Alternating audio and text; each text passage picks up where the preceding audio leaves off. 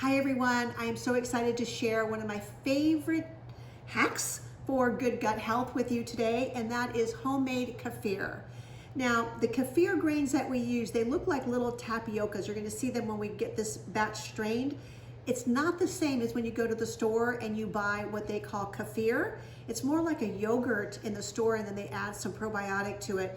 That's not what we're looking for. We're looking for natural fermentation. This is made by nature, but we're doing it in our kitchen. And so let's get started. What you want to do is make sure you have all the things that you need. So you have to have kefir grains. Our grains are over 15 years young, and so they are really vibrant. They change based on the weather, if it's cool, if it's hot. They're always changing a little bit. So each batch that we make is a little bit different in the microbial population that's in there. And then we want to have a jar because we're going to be straining into something and then returning our grains to the jar that we just used.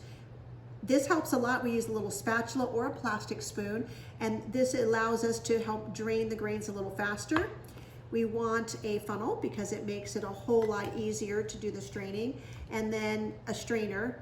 So it's going to look like this. We're going to take our clean jar that we've sterilized. We're going to put our funnel over the top, and then we're going to put our strainer here, and then we're going to start pouring the completed kefir into this and straining it all the way down.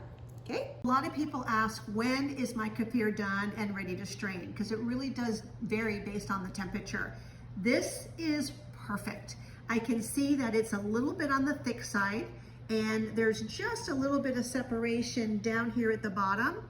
So I know that this is almost on the exact perfect that we want. So the first thing I'm going to do is I'm going to stir it all up. And if you can see, it is kind of like cottage cheese. It's a little thick in here. So I'm going to get it nice and stirred up. And then I'm going to start pouring small amounts into my strainer. Sometimes you make a mess.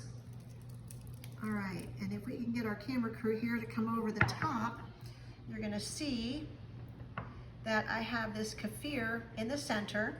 And then as I stir, I'm being pretty gentle. I'm keeping my spatula on the top of the strainer.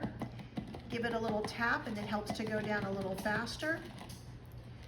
And you can see at the bottom, all the kefir that is done, it's fermented, is falling through. And then we have our grains that are going to be left in the strainer. So this is, I'm going to go a little bit more because we can get it all the way down to all that's left in here are the grains. You can see there's still a little bit more coming out.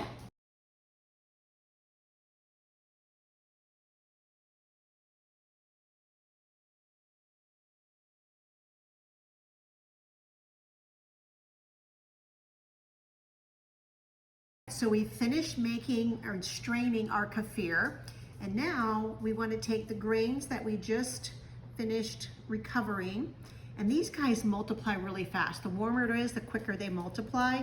I like to use about 2 tablespoons or so per quart. So I'm going to put them back into the jar, and now we're going to fill this jar with fresh organic raw milk, and we're going to put our filter lid on top. You can use either organic coffee lids or you can use paper towel. After you filled it, I'm just demonstrating, you put a rubber band over it so bugs don't get in, and then you just literally set that aside and until the next day when you're ready to strain it, and these guys need to eat again. So I want to show you one more thing here, how to clean up. So you want to make sure you have something to put your strainers in because it is going to leak. So I'm just going to put that in there until I wash it. And I do run it through the dishwasher after I've rinsed it because I want it to be really sterile. But here's the best part is that we get to try it and see how it tastes. And I don't know if you've ever had buttermilk.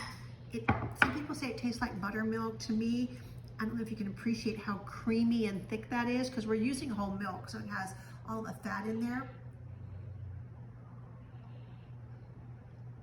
And it's just the most amazing taste ever.